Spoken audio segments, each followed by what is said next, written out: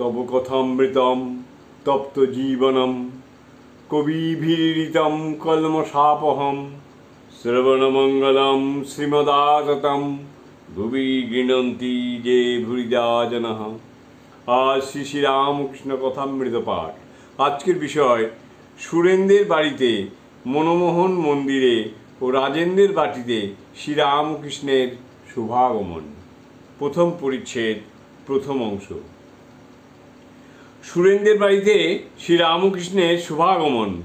রাম, মনমোহন, তৈলোক্য ও মহেন্দ্র গোস্বামী প্রভৃতি সঙ্গে।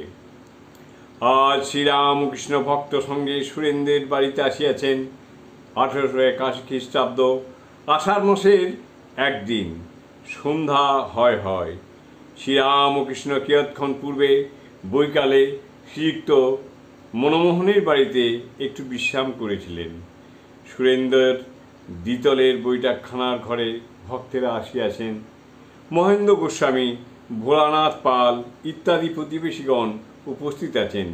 শ্রীযুক্ত কেশব সেনের আসিবার কথা ছিল, কিন্তু আসিতে পারেন নাই।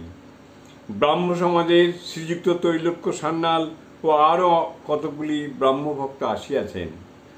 বৈঠকখানা ঘরে শতরঞ্জি ও চাদর পাতা হইয়াছে, তার উপর একখানি সুন্দর গালিচা ও তাকিয়া। ঠাকুরকে লইয়া গিয়া সুরেন্দ্র ওই গালিচার উপর বসিতে অনুরোধ করিলেন। শ্রীরামকৃষ্ণ বলিতেছেন, এ কি তোমার কথা? এই বলিয়া মহেন্দ্র গোস্বামীর পার্শ্বে বসিলেন। যদু মল্লিকের বাগানে যখন পরায়ণ হয়, শ্রীরামকৃষ্ণ সর্বদা যাইতেন।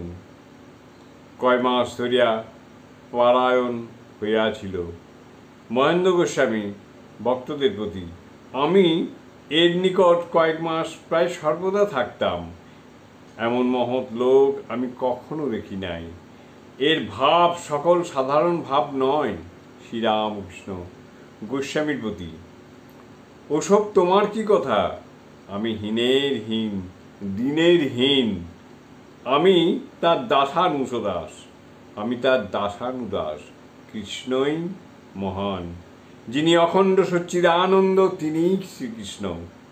দূর থেকে দেখলে সমুদ্র নীল বর্ণ দেখায়, কাছে যাও কোনো রং নাই। যিনি সগুণ, তিনিই নির্গুণ। যারই নিত্য, তারই লীলা। শ্রীকৃষ্ণ ত্রিভঙ্গ কেন? রাধার প্রেমে। যিনি ব্রহ্ম, তিনিই কালী। আদ্যা আসক্তি, সৃষ্টি স্থিতি প্রলয় করছেন। যিনি কৃষ্ণ, তিনিই কালী। মূল এক, তাঁর সমস্ত খেলা লীলা। জয় ঠাকুর, জয় ঠাকুর, জয় ঠাকুর।